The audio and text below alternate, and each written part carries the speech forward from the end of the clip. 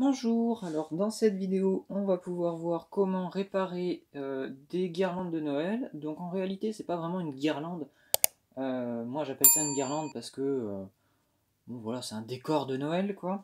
Donc moi j'appelle ça plus précisément des pics bleus. Donc si jamais je parle des pics bleus durant la vidéo, il faudra bien faire allusion à ce machin là.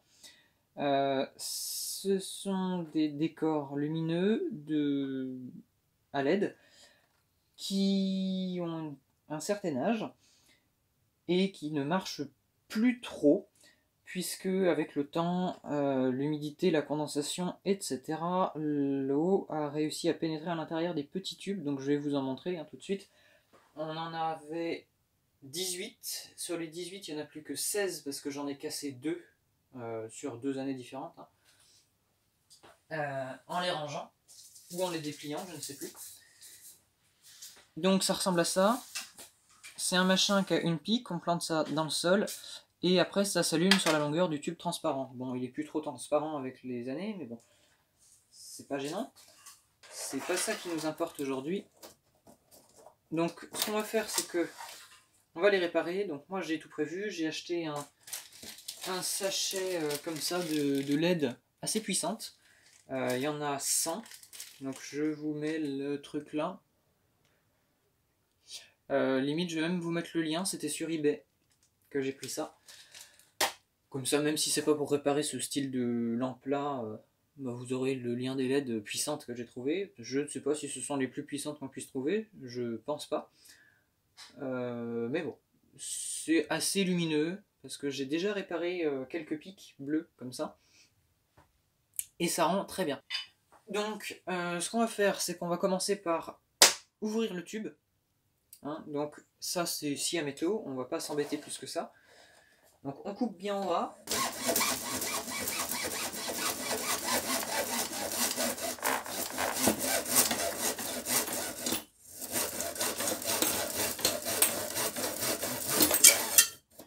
Voilà, on va s'arrêter là.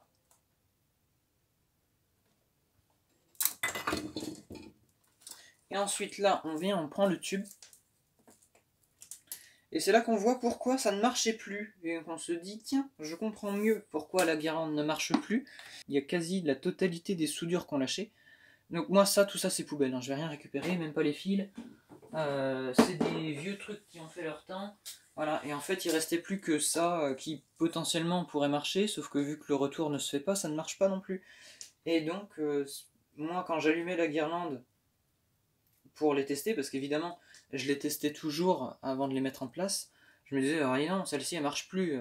Et tous les ans il y en avait une ou deux qui marchaient plus comme ça sur les 18, donc c'est un peu agaçant quoi, d'avoir une guirlande qui est censée faire 18 points lumineux, et puis au final on se retrouve qu'avec 6 quoi. Vraiment c'était plus que ça. Et il y en avait même une, celle que j'ai réparée en premier, parce que j'ai déjà fait mes essais avant de tourner la vidéo. J'en ai déjà réparé un petit peu. Et sur celle que j'ai réparée précédemment, il n'y en avait plus aucune à marcher sur les 4. Parce que j'en avais cassé 2 une fois. Et donc du coup sur les 6 il n'y en avait plus que 4.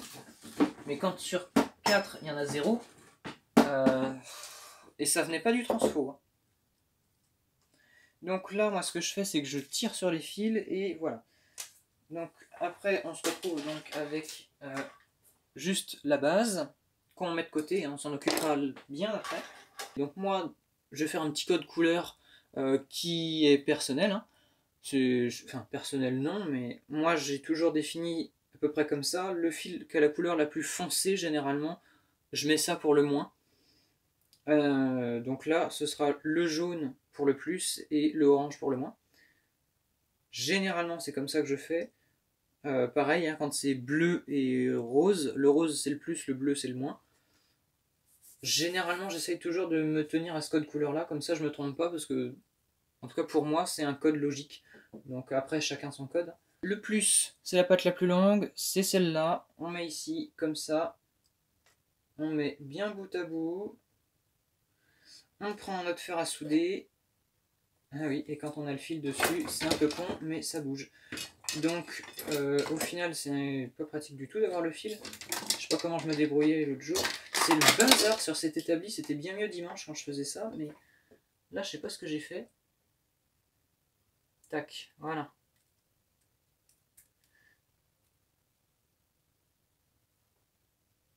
Donc là, on se met comme ça.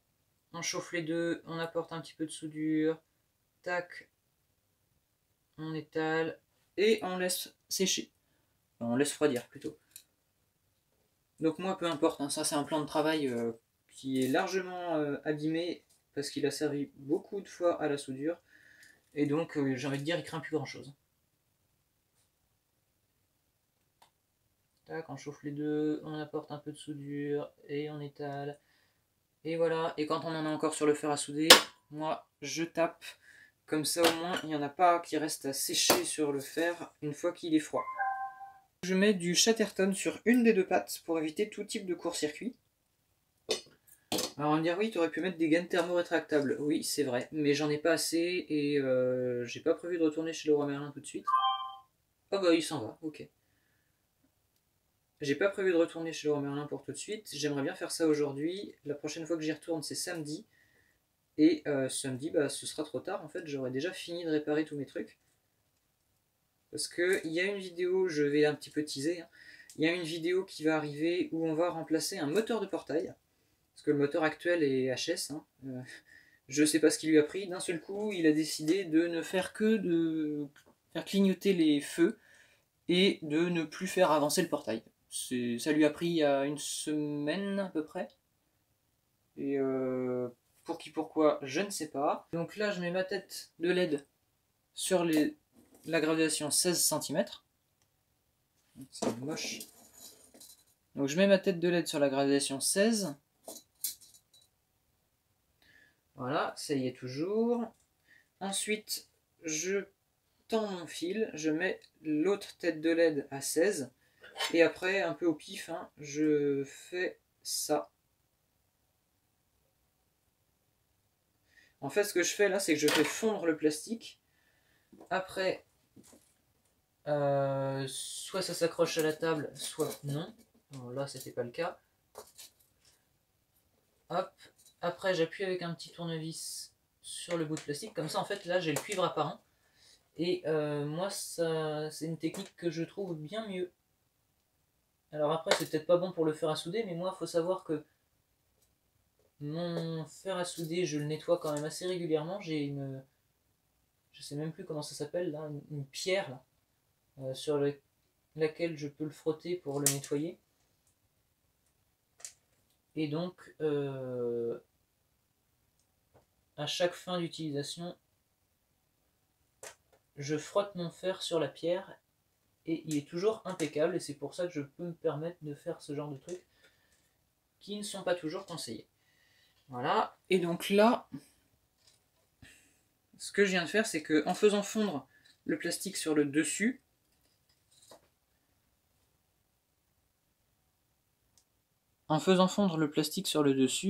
là on voit le fil est isolé, là on a le cuivre à nu, et là le fil est re-isolé.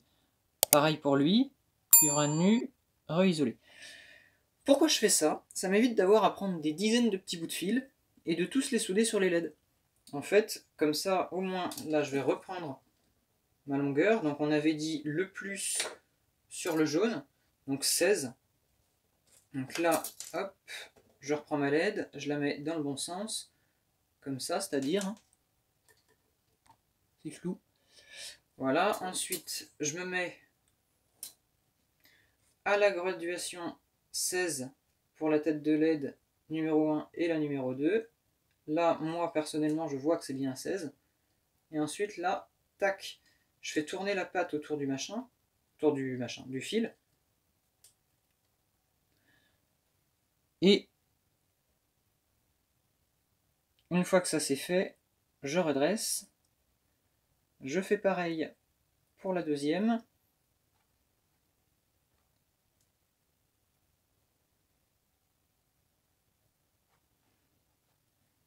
Et voilà.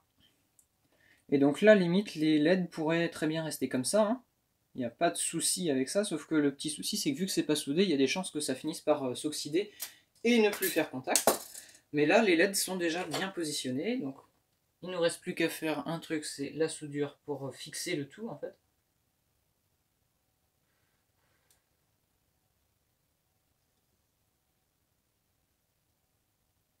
Oula, il y a un énorme pâté de soudure là qui vient de tomber du truc.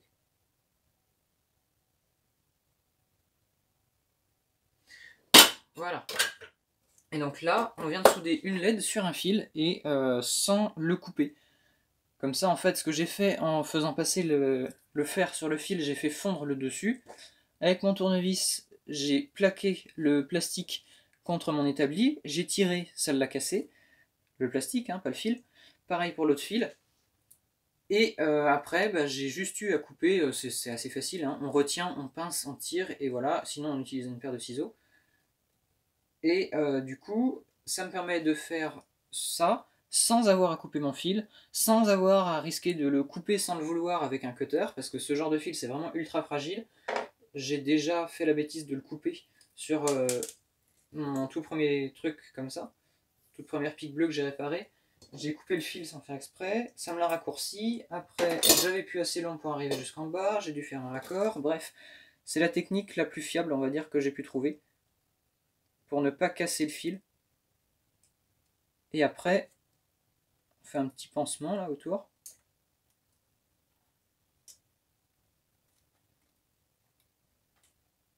Voilà.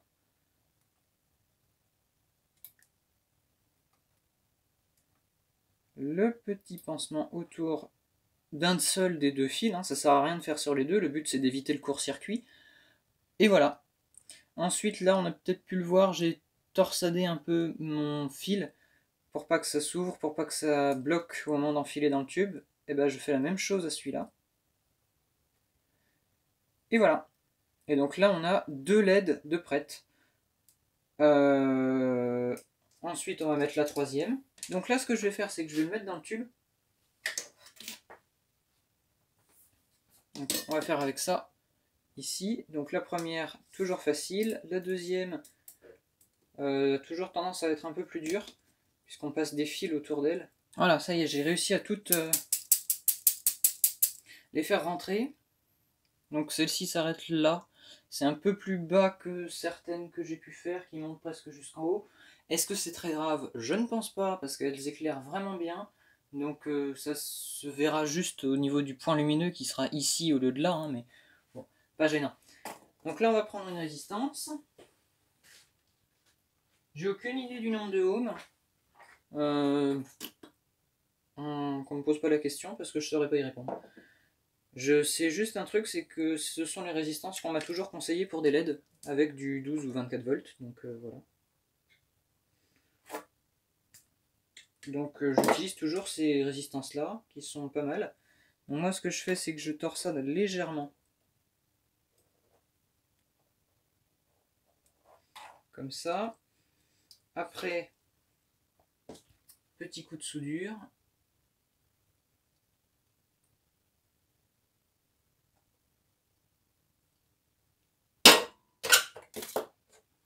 Ensuite, petit coup ici. Voilà. Et je l'enfonce encore. Donc c'est pour ça que ça m'inquiète pas plus que ça qu'elle monte pas très haut, parce qu'en fait j'ai pas fini de l'enfoncer, c'est surtout ça. Donc la base, c'est une pique comme ça, qu'il faut percer.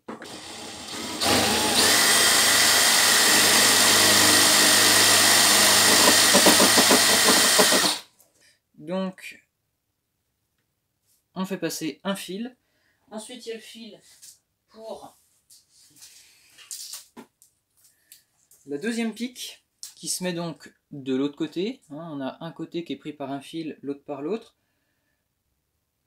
Et peu importe le sens de branchement, c'est pas branché encore sur le transfo, et ça ne le sera qu'une fois que je l'aurai décidé. Et nous, normalement, on avait des broches à mettre sur les transfos, sauf que le fil a cassé au ras de la broche. Et du coup, j'ai trouvé un moyen pour le brancher sur le transfo sans passer par la broche. Donc de 1, on n'a plus de détrompeur. Et de deux, vu que je refais toutes les piques, il n'y a aucun intérêt de se dire oula, là c'est le plus, là c'est le moins, non, on s'en fiche. Il y en a une que je branche dans un sens et après je dois m'y tenir pour toutes les autres. Donc là ce qu'on fait, c'est on fait gaffe au fer à souder de ne pas faire fondre le plastique. Et là on vient faire une petite soudure simple. Même si une soudure de base c'est pas très compliqué. Mais on vient en faire une gentiment là, sur le fil. Donc moi je mets souvent de la soudure sur l'un, sur l'autre. J'en garde un peu sur mon fer à souder. Je dirige et je fais mon petit point. Alors voilà, donc notre tube qui est réparé est ici. Je vais éteindre toutes les lumières. J'ai réparé donc mon transfo, hein, comme je le disais, normalement on a une petite broche qui vient se mettre là, qui a cassé. Donc moi j'ai branché le fil, fait un petit bouchon de fil, tout collé à l'intérieur et mis du Chatterton autour de l'ancienne bague de serrage pour que ça s'en aille pas tout seul et que quand on le prenne, ça reste comme ça. Donc j'éteins les lumières. Tac, je prépare mon transfo sinon j'y vois rien. Dernière lumière, on branche. Et donc voilà ce que ça rend. Voilà ce que c'est qu'un tube, une pique bleue, comme j'aime bien appeler ça. Voilà ce que c'est qu'une pique bleue une fois réparée. Donc moi je fais ça le plus vite possible et on se retrouve après dans le jardin, soit pour la mise en place, soit pour juste le test final. C'est parti. Alors voilà, donc comme promis en début de vidéo, nous voilà dans le jardin. Donc voilà ce que ça rend un petit peu, toutes les piques bleues comme j'appelle ça, que j'ai réparées. Donc il m'en manque encore 6. Donc 6. Donc là il y a les 2 et 2, 4 premières que j'avais réparées. Toutes celles-ci c'est celles que j'ai fait aujourd'hui. Donc nous celles qu'on avait faites ensemble c'était celle-là. C'est la première. Toutes les autres je les ai faites après. Il m'en reste 6 que je vais venir placer. Du coup on voit pas très bien. Mais par là, il reste encore un petit peu de terre. Donc du coup je vais continuer du même principe en alternant une devant, une derrière. Continuer ici là. C'est tout pour cette vidéo. Merci et à bientôt pour une prochaine vidéo.